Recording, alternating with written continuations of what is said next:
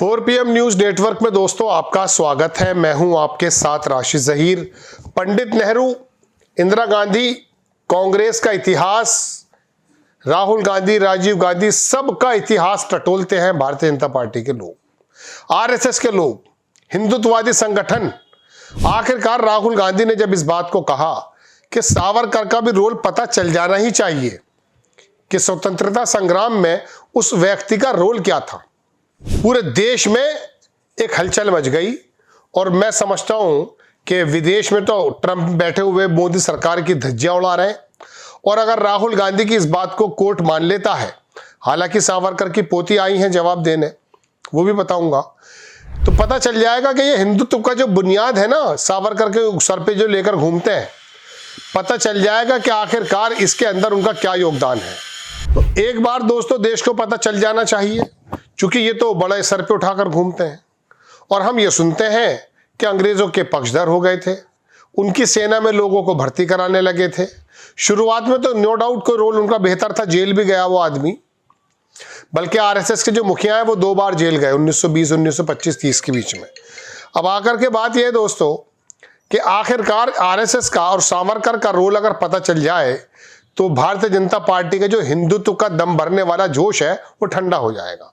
खैर, खबर देखें क्या है जो मैं आपको सामने लेकर आया हूं। राहुल गांधी की टिप्पणियों का भारत के स्वतंत्रता संग्राम में सावरकर के योगदान से कोई लेना देना नहीं, सावरकर की पोती ने पूरे कोर्ट में बताया है। पूरी बात क्या, वो ध्यान से सुने आप।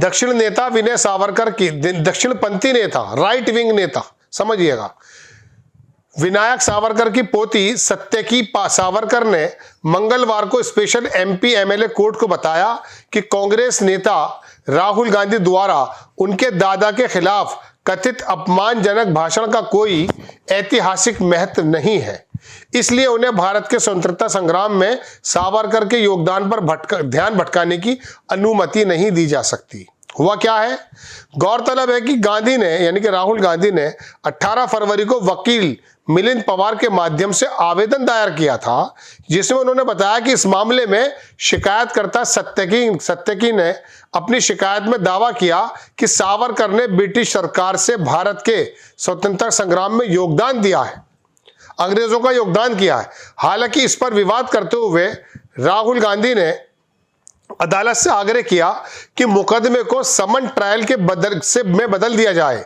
जिससे ऐतिहासिक तथ्यों के रिकॉर्ड मंगाए जा सकें।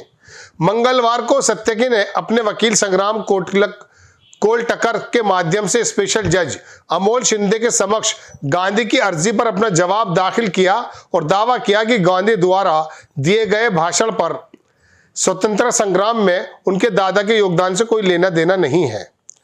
उसको छोड़ दीजिए, मैं तो सिर्फ ये बताना चाहता हूं कि बात यह है दोस्तों कि जब राहुल गांधी ने कहा कि तुम्हारा पता चल जाना चाहिए, तो वो आखिरकार इतिहास तो कहता है। इतिहास इतना लंबा पुराना तो है नहीं कि आप इसके बारे में ये सोचने लगे कि साहब पता नहीं क्या पोल खुल जाएंगी। एक बड़े पत्रकार हैं, उन्होंने लिखा मतलब साफ है, परिवार वालों को भी पता है कि ऐतिहासिक साक्ष्य सामने आए तो शर्मिंदा होंगे। सच तो यह है कि सावरकर की माफी के आगे भी बहुत कुछ ऐसा है जो आम लोग नहीं जानते। कोर्ट की बहस में सब सामने आ जाए तो सरकार और मीडिया की बनाई मूर्ति भर भरा कर ढह जाए। जिनका मैं वक्तव्य पढ़ रहा हूं वो एक आदमी हिस्टोरियन भी है, और इसी के बारे में 12 बेंच की जो खबर है उसी के बारे में कहा कि अगर पता चल जाए कि आखिर इन लोगों ने क्या क्या है।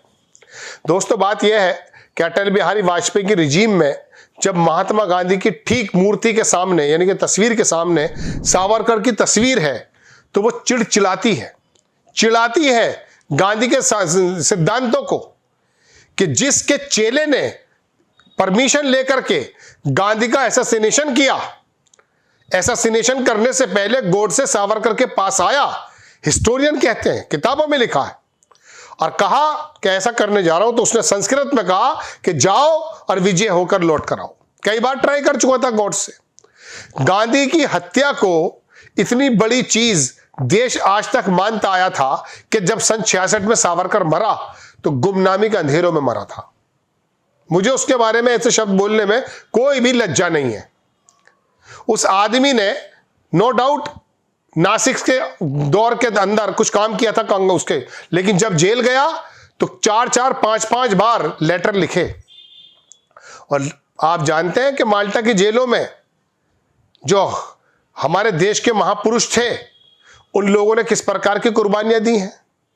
रेशमी रुमाल की तहरीक इनको मालूम है। सावरकर के उस भड़काऊ तमाम बातों में, किताबों में जो वर्गों को वर्गीकरण कर रहा है, उसको तो ये लोग छुपाते हैं। आखिरकार में एक बात याद आ गई मुझे, जब गांधी जी के बारे में मुझे पढ़ा मैंने, तो गांधी जी इंग्लैंड गए सावरकर से मिलने।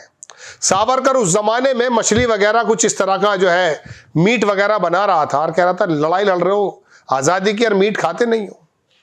अब अगर सावरकर मीट खाता था, गाय के बारे में, महिलाओं के बारे में, बच्चों के बारे में उसके कुछ और पक्ष हैं, तो ये जो ढिंडोरा पीटते हैं गाय के ऊपर आसाम से लेकर उत्तर प्रदेश तक, अगर तुम्हारा यही गॉडफादर है तो ये क्या कहता है गाय के बारे में बताइए?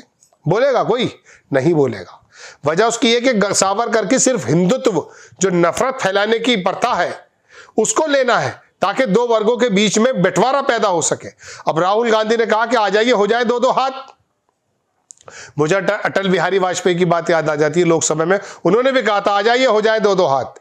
तो राहुल गांधी ने जब कहा है कि समन को ट्रायल में बदल दिया जाए, पता चले कि इसका रोल क्या था, ये जो सर पे लेकर घूमते हो सावरकर को, पता चल जाएगा कि अंग्रेजों की कितनी चाटुकारिता कर रहा था। जेल से लेटर जो लिख रहा था माफी के, और फिर अंग्रेजों की सेना में भारतीयों को जो है एंट्री कराने के, भर्ती कराने का जो अभियान उसने चलाया, और उसने कहा आपके बच्चे हैं, भूल हो जाती है बच्चों से, बाप का काम है माफ कर देना। ये शब्द है उसके लेटर में जो मैं आपसे कह रहा हूं, उससे मिलते जुलते होंगे। तो दोस्तों, राहुल गांधी ने अगर कोई भाषण में टिप्पणी, और राहुल गांधी को तो मैं सलाम इसलिए करता हूं कि जब भारत जोड़ो यात्रा निकाल रहे थे, महाराष्ट्र में जब पहुंचे, तो महाराष्ट्र की सरजमी पे जब उद्धव ठाकरे का लड़का उनके साथ था, उस आदमी ने उस जमाने में सावरकर की हकीकत खोल दी। उसने ये नहीं सोचा कि मेरी इस यात्रा के अंदर जो है मेरा एक इत्तेहादी, मेरा एनडीए या जो यूपीए जो भी है वो इंडिया गठबंधन, उसका एक साथी आया हुआ है, ऐसा नहीं सोचा उस आदमी ने। उसने जो फैक्ट है महाराष्ट्र की धरती पे रहकर कहे। तो दोस्तों, बात यह है कि एक आदमी के ऊपर इतनी लंबी चर्चा जब करते हैं और भगवान ईश्वर उसे बना लिया है, नाउजुबिल्लाह, तो उसके बारे में पता तो चले ना कि अंग्रेजों के पैरों में पड़ा था या अंग्रेजों से लोहा ले रहा था। मैंने कहा शुरुआती उसके वक्तव्य ऐसे हैं, किताब भी लिखी थी उसने, वो जेल भी गया था, लेकिन बाद में उसका रोल क्या था? 4 डंडे पड़ते ही हालत खराब हो गई साहब।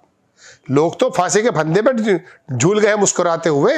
ये होती है देशभक्ति। बहरहाल दोस्तों, राहुल गांधी का ये दो दो हाथ करने का मामला जो है, ये आप इसको किस तरह से लेते हैं कमेंट्स बॉक्स में जरूर दीजिएगा। कोई अच्छी खबर होगी नेक्स्ट टाइम लेकर के हाजिर हो जाता हूं। जय हिंद।